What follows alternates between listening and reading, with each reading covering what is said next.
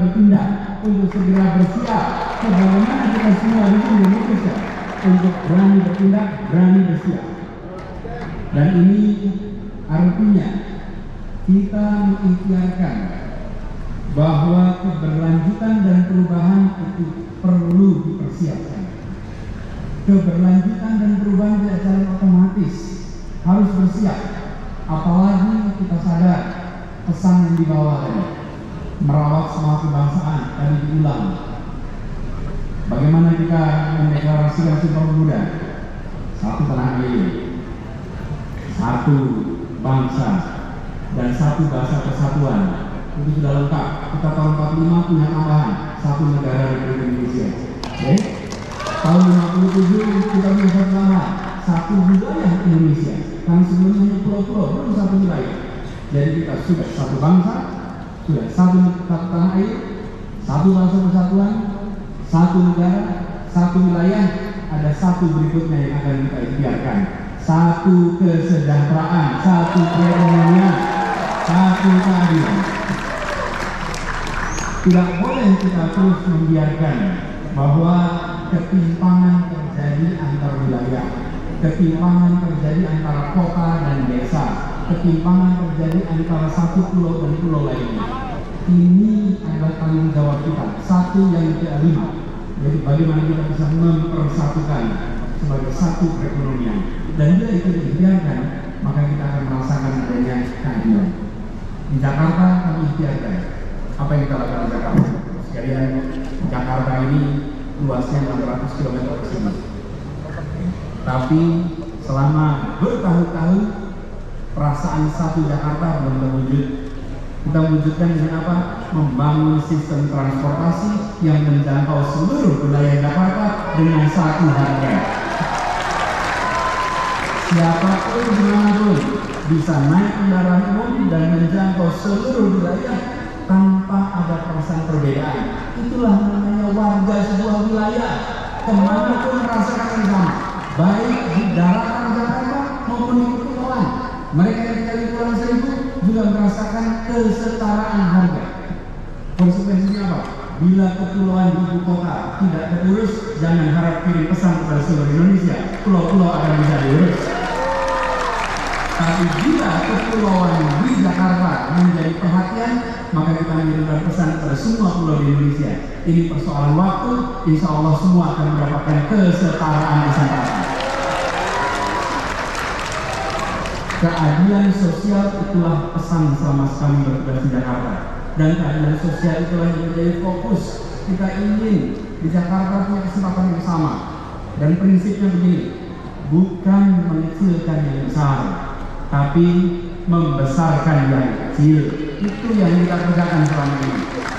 Yang besar dia tambah besar karena dia bisa mengangkat semua. Tapi jangan biarkan yang kecil lintas tahun, lintas dekade tetap menderita, tetap tersingkirkan. Tidak, yang kecil dibesarkan, yang tersingkir diketengahkan, sehingga semua punya kesempatan yang sama. Nah itu kata kunci kita.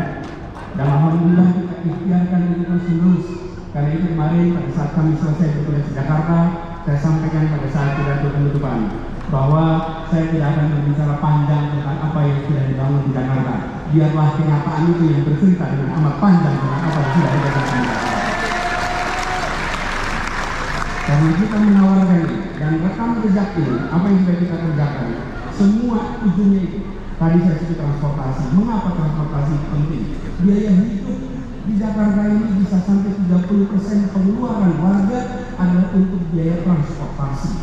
Dan biaya transportasi ini menekan begitu banyak keluarga di Jakarta.